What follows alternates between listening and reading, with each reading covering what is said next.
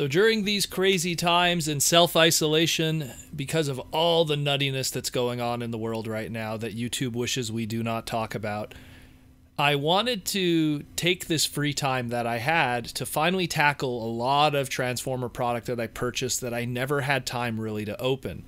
I like to wait for a lot of Transformers, almost, God, maybe 70 and 80% of retail product to go on sale. Then I pick it up in bulk. And then when I find the free time, I open it up and put it in the collection and mess around with it. And I got to finally open up a lot of the Transformer Siege and late Power of the Primes product that I picked up on clearance over the past year, and was flabbergasted just at how much smaller and lesser the product is in a lot of ways. And granted, yes, of course, when you're talking from a personal enjoyment, that is something that is completely subjective. If you like, one version of a character compared to another.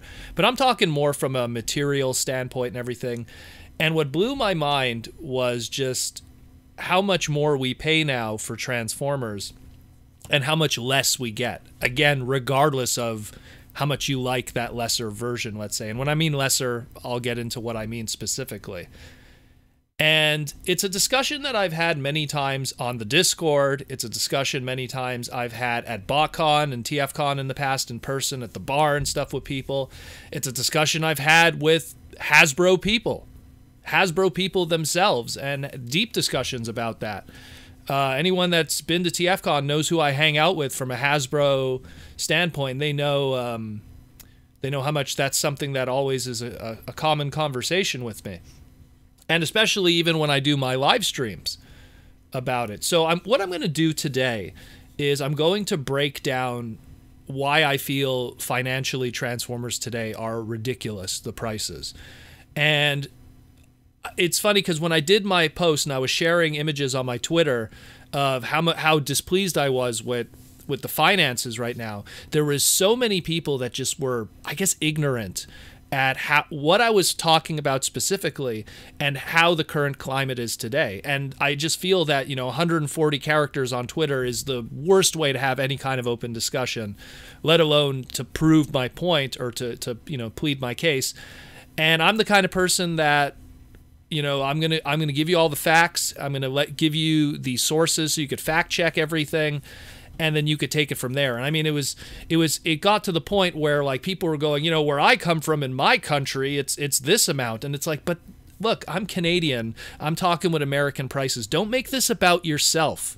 Don't make this about yourself. We're talking about Transformers that are generally released in the American public. Don't tell me how much it costs in the UK or Australia or even in Canada. I'm from Canada. I'm not going to play that game. I'm not selfish. Okay? So let's break this down. First thing I want to talk about is how much Transformers have changed in terms of a production standpoint.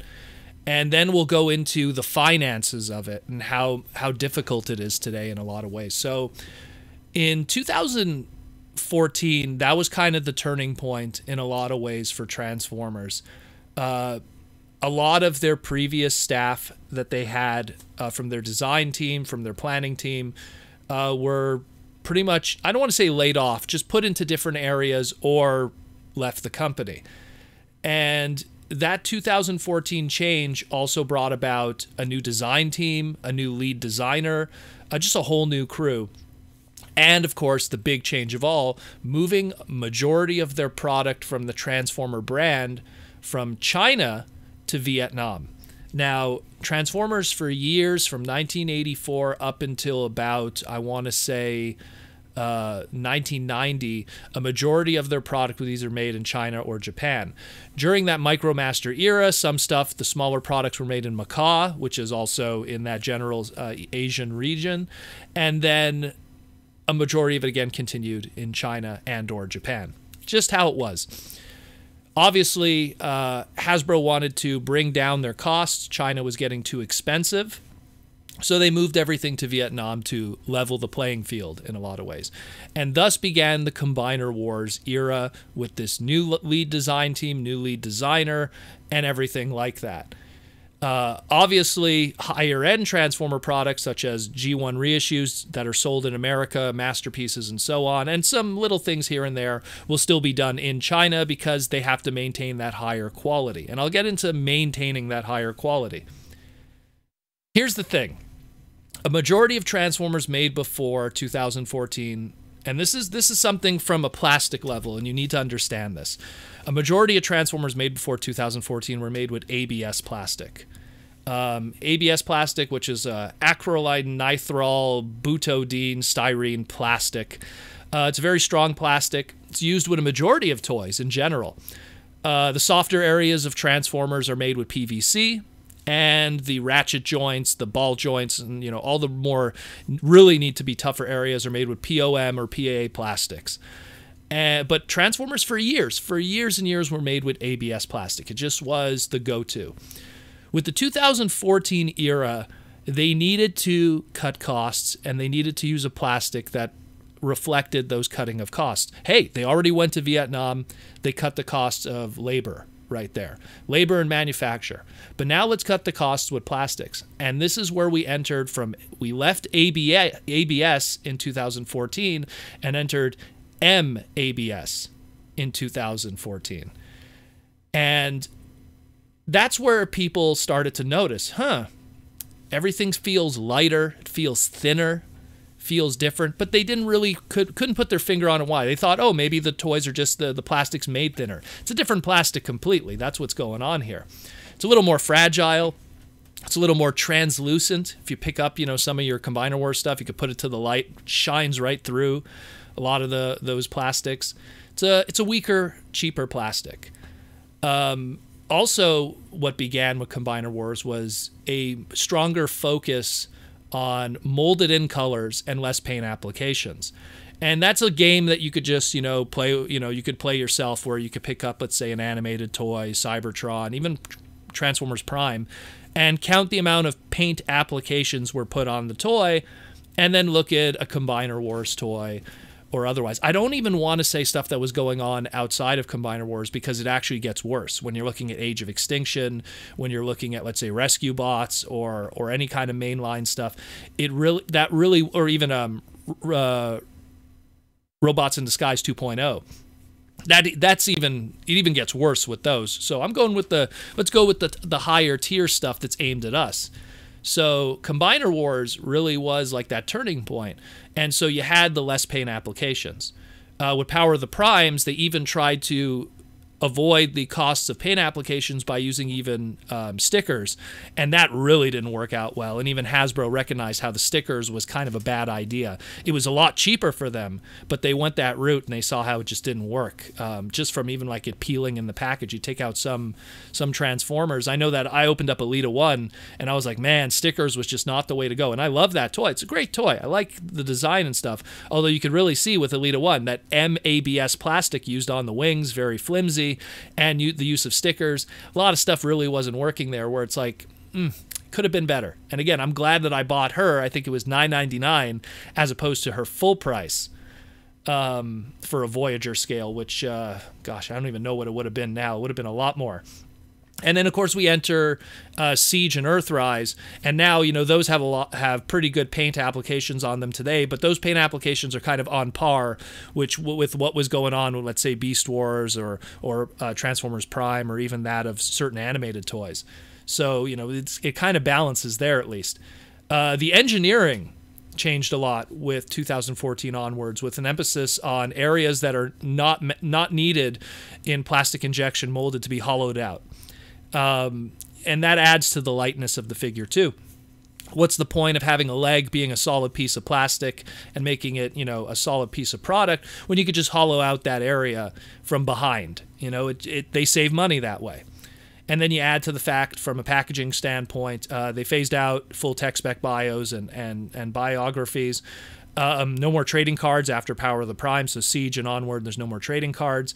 And then when they started their 2016 initiative to keep plastic costs down, changing the packaging to save there. So they did a ton of stuff in 2014 from every single facet to save money.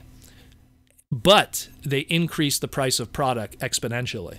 So it's funny how, despite the fact that tons of money was saved in every facet, and in a sad way, kind of at the cost of the toy being a better product. I mean, ABS to MABS is a downfall in a lot of ways, and I almost worry about how Transformers are going to survive in the secondary market on the long term. How many broken toys are going to be, because MABS is something that's found sometimes in bootleg toys that you find in Chinatown. So it's a whole different animal, that. But I'll get into that afterwards. So that's something that is always bothered me. And what I'm going to do is, and if people are watching this on YouTube, I'm going to post a chart. And this was a chart that I put together more than 10 years ago with two other people from the Transformers Wiki back in the day, where we were kind of like, you know, trying to chart what was the price points throughout the years. And we kind of stopped like paying attention after Revenge of the Fallen and stuff, because that's when we were able to pinpoint when everything went crazy. And it kind of shows in a lot of ways also how Hasbro functions and how they decide pricing. And it has nothing to do even with cost. It has to do with where they want to make their money. And then I'm going to get into the finance of it, which will be even more heartbreaking. So we start with Beast Wars. And Beast Wars, I start with Beast Wars because that's where price pointing really began, with the Basic, the Scout, which became a Scout later, the Deluxe, the Mega, which became a Voyager, the Ultra, which kind of changed throughout the years, and then the Super, which became a Leader class, and then the Supreme, which comes later. But with Beast Wars, you had, you know, Basic was a $5 figure, Deluxe was $10, Mega was $15, Ultra was $20, Super was $30. The Basic was Pterosaur, Rat Trap, you know, Razor Beast. The Deluxe was Cheetor, Rhinox, I don't know, Black Arachnia, Tarantulas. The Mega was Polar Claw, Scorponok, Inferno, going into, you know, even the Transmetal stuff. We could go to Optimus and Megatron. The Ultra class was, at the time, was kind of like what our Leader class was, which was Optimus Primal, Megatron, the Season 1 stuff, going into Depth Charge and Rampage, and the Super scale, which was only used for one character at a time, which was Optimal Optimus. Beast Wars was extremely successful, and when they went into Beast Machines, Hasbro was like, hey, you know, we could kind of make a little extra money, so why don't we increase the price of our basics from $5 to $7? You know, because the Basic was their, you know, their standard. People buy a lot of the Basic scale stuff, so they figured, hey, we can make an extra $2. Beast Wars was huge. It was a huge success. And they did that. They increased the price only on the Basic scale. Everything else was the same price, though. They introduced that Supreme class at $40, which was Cheetor. We all know how that worked out. The crazy thing, though, is what they did is also, in order to save money, in that mega scale price point, they used a lot of little tricks to save a lot of money. Anyone that owned Mega Cheetor from Beast Machines, there's less plastic in that toy than your average Basic toy. It was very thin, didn't use a lot of plastic, and it's the same thing. They managed to put a pretty much a deluxe scale Megatron toy into a Voyager packaging in that Dragon Beast Machines Megatron. So they kind of were also trying to make money in different areas and see how much customers were willing to pay. Obviously, Beast Machines was a mess. It didn't work out well. And when they went into Robots in Disguise in 2001, they actually, for the only time in their history, lowered the price point back down. They went from $7 with Beast Machines back to $5. And what's fascinating about that is, when you think about it, there was an Obsidian toy in Beast Machines at $7, and then they took that same Obsidian toy, the same mold, actually painted it more, and released it in the Robots in Disguise line for $5, less money. So it showed really how they're making their own prices here, regardless of costs and everything. So it was very fascinating. But everything else still kept the price. They went down $5, back to pretty much those Beast Wars prices from 5 years ago, and everything kept going. When they went into Armada in 2002, everything increased, but they increased for very specific reasons. The basic price point now had to house 3 different figures. Maybe, again, I can't even explain for this one really, but maybe there was actually more plastic costs and paint involved with 3 packs of mini-cons as opposed to, let's say, a singular basic figure. So it went from $5 to $6.50. The deluxes still stayed the same. The mega class still stayed the same, although it was more used for roleplay items like the Star Saber sword and the roleplay Star Saber sword, and of course Laserbeak. The Ultras, the Super Class, which was known as, the leader or whatever, they had the weird name Super Cons and all of that. The Ultra, the Super, and the Supremes, those all went up in value, primarily because with Armada, there was a strong emphasis on electronics, lights and sounds and gimmicks with those larger ones. So that was understandable for the prices to go up exponentially. So you went into Energon afterwards, where it was like, okay, Ultras are going to stay 25, Supers are going to stay 40, the Supreme, which is Unicron pretty much, and then later on Omega Supreme are going to stay 50. The Mega and the Voyagers increased to $20. The Basics increased to $7. It went up even more. Deluxes still stayed at $10. Went into Cybertron, and we were introduced to the Legend scale, which is now $3. Everything else otherwise stayed the same from Energon, from that increase.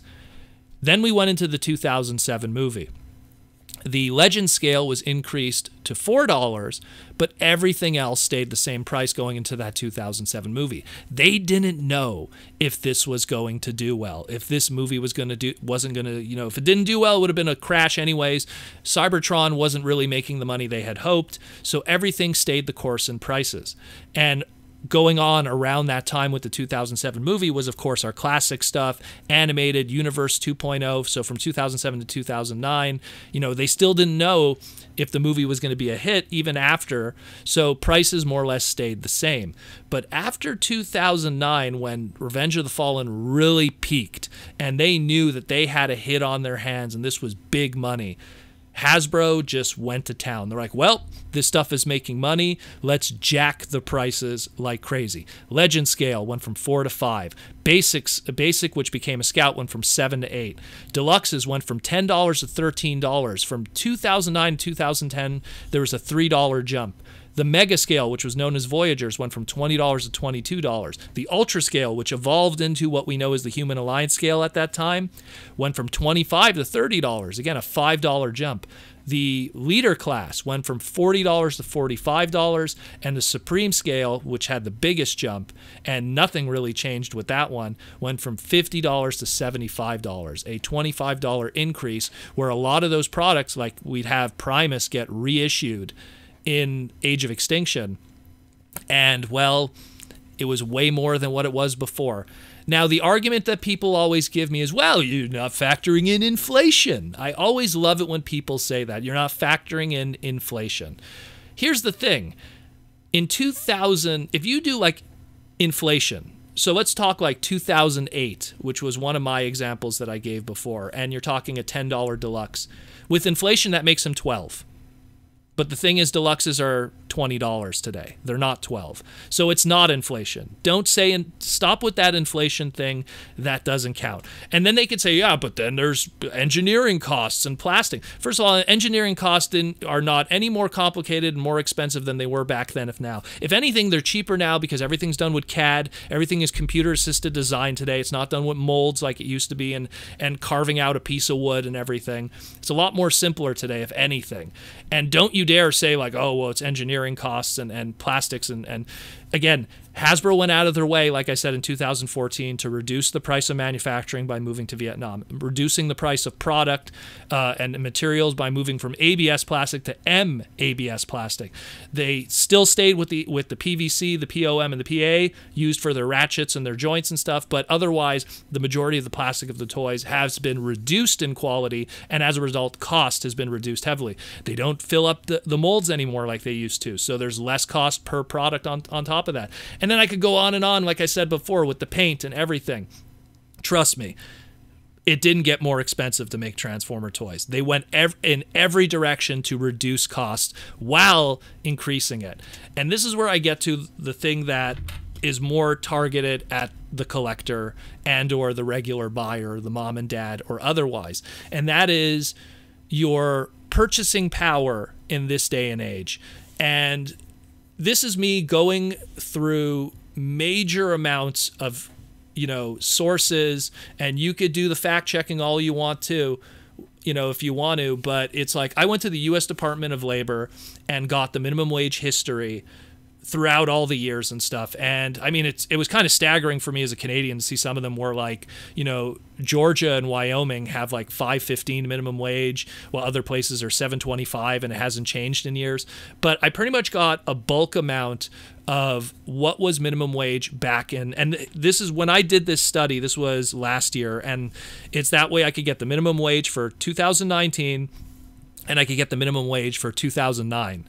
And I'll tell you why I'm bringing this all up, because it's all going to make sense afterwards. So in 2009, okay, the average deluxe Transformer was $10. That means if you wanted to buy a, you know, like that wave of deluxes, it was $40 for 4 deluxes. At the same time, if you were working minimum wage and you worked an 8-hour shift, one day of minimum wage work. Now, granted, like I said, it's different from region to region, so I have a rubber band here. But if you worked one day of work, depending on if it's, say, Georgia, Wyoming, or the high end being Washington or California in states, you made between $52 or $75 that day. That means after one day of work, you could have bought all 4 of those deluxes, maybe even bought a Scout Extra, and heck, a bag of chips and some Coke, just so you could have, and I mean Coca-Cola, just so you could have, you know, a good old time. So you got 5 deluxes, a Scout, and everything with 1 day of work at minimum wage, 8-hour shift. You fast forward to 2019, 4 deluxes today would be $80. What about minimum wage, your buying power? Minimum wage today, depending on state, is $58 to $100. That means with your 1 day of work, you could buy maybe 2 deluxes and maybe a Scout with it. So your purchasing power 10 years later has decreased 40 to 50%. So not only has your purchasing power decreased, you can't buy 5 deluxes and a Scout anymore and, you know, get some chips on the side. You could only buy 2 deluxes, maybe a Scout, depending on which store, and that's it. And then again, you're going to have, whoa, it's inflation, it's everything. It's not inflation. You're missing all the numbers here. You're missing all the stats, everything. We've been priced out, essentially, when it comes to Transformers. It's become so expensive in a lot of ways, and that's why I don't buy most retail product at full price. I refuse to. I will wait. And that's why when people come to my parts parties, you know, all of this stuff that I have in my parts parties, it's ridiculously cheap because I find it through all kinds of different sources, garage sales, people unloading their product, you know, that just, they felt they spent so much and they don't want it anymore and they just want to get some kind of money back. Or alternatively, like, you know, even that of you know, the charity auction with TFCon, you just see how much stuff is donated because people are just like, look, it's, you know, I made a mistake. A lot of people just made mistakes, but the numbers are there and it's crazy. It's absolutely crazy how much purchasing power we've lost in the past 10 years from 2009 to today. It's crazy. And this applies, I'm using all statistics and stuff applying to an American situation. Obviously, there's different, you know, different situations, but as a Canadian, a lot of this adds up too. And guys who are arguing from other countries, factor in exchange rate. Factor in the fact that the product is not made near your country or designed near your country and having it to be shipped over there. No one is going to argue about the prices of Masterpiece Transformers made and sold in Japan and say, oh, well, you know, it's different. You can't. You can't. It's, at the end of the day, Transformers is an American product. That's what it is. Anything that shows up anywhere else in the world, that's a whole different animal. That's importing, that's a whole different story. So you can't use that as an example. That's why, like, even me as a Canadian, I work within the American confines of this argument because that's what it's originally intended for. So please, you know, like, you have to be rational with that kind of stuff.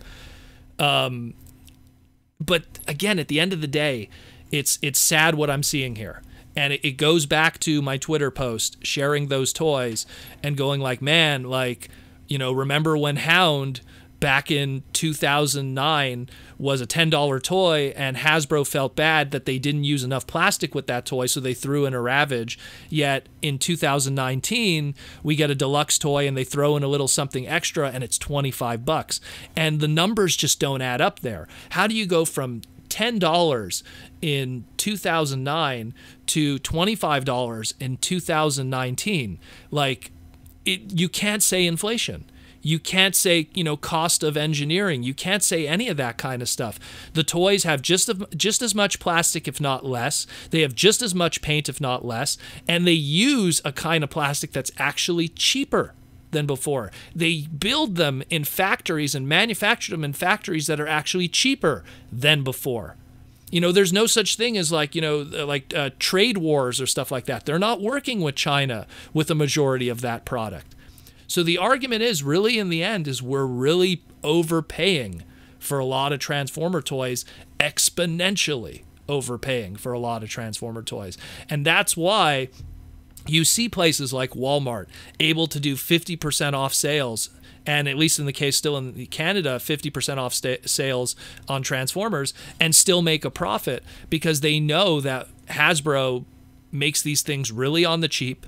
They sell them to these companies.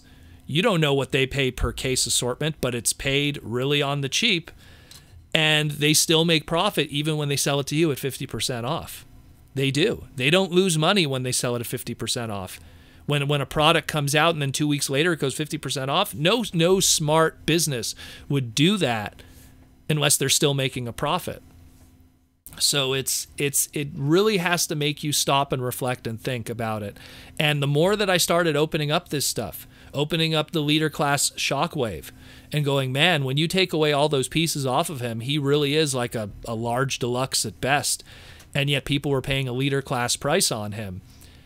It's kind of sad. It's kind of sad, but that's the reality with collecting Transformer toys today.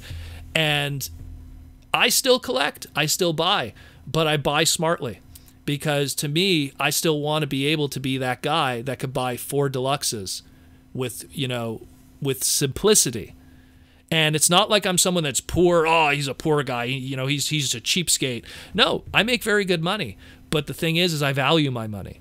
There's no point in getting my paycheck and then blowing it all on a wave of something when I could get all of that same stuff in a couple of weeks ridiculously cheaper. You're just throwing your money away.